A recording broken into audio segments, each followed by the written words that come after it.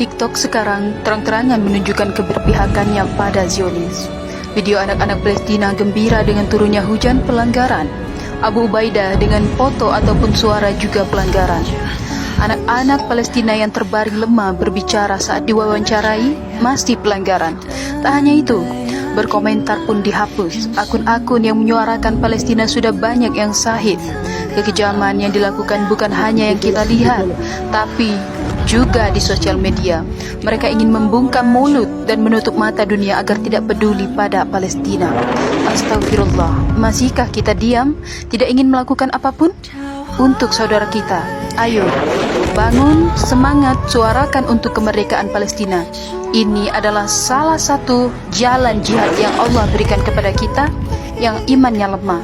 Hanya membagikan postingan ini kamu masih sulit, maka celakalah kamu di padang mahsyar nanti jika tidak peduli pada Palestina. Mendukung Palestina. Ketika kita mulai bosan dan lelah dengan berita tentang Palestina, maka ingatlah bahwa dari pihak penjajah mereka tidak lelah. Mereka terus membantai, menggenosida. Belum lagi dari pihak munafik. Lisan mereka juga tidak lelah untuk selalu membuat hati kita ragu atas perjuangan saudara-saudara kita di sana. Bahkan, kita mendapatkan berita korban jiwa saudara-saudara kita di Palestina sudah mencapai lebih dari puluhan ribu jiwa. Mereka ada yang kehilangan anak, saudara, hingga orang tua. Pertanyaannya, apakah mereka tidak lebih lelah daripada kita? Mereka sangat-sangat lelah, mulai dari fisik, hati, dan juga emosi. Berbeda dengan diri kita di sini yang dalam kondisi aman, tentram, dan damai. Maka ketika kita sudah merasa lelah dalam membela Palestina, coba ingat-ingatlah hal tadi. Karena satu hal yang pasti, mungkin dunia menganggap Palestina itu terjajah. Tapi sesungguhnya kitalah yang terjajah jika kita lelah menyuarakan kebenaran dan keberpihakan kepada Islam. Karyawan Coca-Cola, Unilever, dan semua produk Israel yang kita boikot, ntar pada makan apa? Sebenarnya saya agak risih menjawab pertanyaan gak bermoral kayak gini. Kenapa saya sebut gak bermoral? Coba kalian bayangin.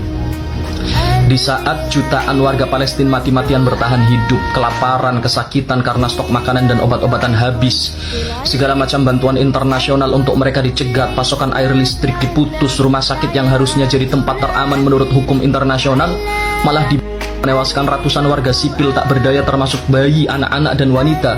Mereka dihujani fosfor putih yang membakar kulit sampai tembus ke daging dan tulang, yang menurut hukum internasional jelas dilarang, sekaligus itu merupakan kejahatan perang. Anak-anak kecil mereka trauma mendalam, ketakutan tak terkira, kehilangan ayah ibunya, dan semua bentuk kekacauan massal serta kejahatan kemanusiaan yang telah berlangsung selama 70 tahun lebih. Jangankan mikir untuk makan minum, untuk tidur di rumah yang nyaman bersama keluarga, untuk sekedar bisa menjaga nyawa dari Zionis saja mereka all out mati-matian. Lah ini ada orang tidur di kasur yang nyaman, makan 3 kali sehari, kadang ke restoran sama keluarganya, bisa ketawa-ketawa nonton TV, bebas setiap hari scroll TikTok, nggak pernah sedikit pun ngerasain penderitaan mereka yang ditindas habis-habisan, dengan gampangnya berkomentar. Terus mereka yang kerja di Unilever dan produk-produk yang diboikot itu nanti makan apa? Ya makan nasi lah. Mereka masih dikasih kebebasan buat cari rezeki dengan cara yang lain. Mereka nggak lagi diserang, nggak lagi dibombardir, nggak lagi dijajah. Mereka semua manusia yang bebas merdeka. Justru, saya ingin tanya balik ke mereka yang masih ngotot membela produk-produk Israel. Tanyakan sama mereka, apa kalian tega makan dari darah orang Palestina? Apa kalian udah nggak punya hati sampai tega mencari rezeki dari produk-produk yang mendanai Israel buat ngebantu bayi? Terlebih untuk mereka yang muslim. Kalian tega? Ini sudah bukan urusan hukum halal haram lagi. Ini urusan kemanusiaan dan hati nurani. Ayo semua yang masih punya hati nurani, sebarkan video ini. Juga semua video tentang Palestina agar terus menjadi trending di TikTok dan semua platform media sosial. Ketahuilah, Israel mengeluarkan dana besar-besaran untuk menyebarkan berita bohong agar mendapat simpati dari warga dunia. Mereka bayar mahal para influencer, stasiun-stasiun TV internasional, BBC, dan lainnya. Mereka mencari dukungan dengan menyebar kebohongan di media. Maka kita yang masih berdiri di atas kemanusiaan, jangan sampai diam. Media sosial sekarang jadi medan tempur antara kebenaran dan kebohongan.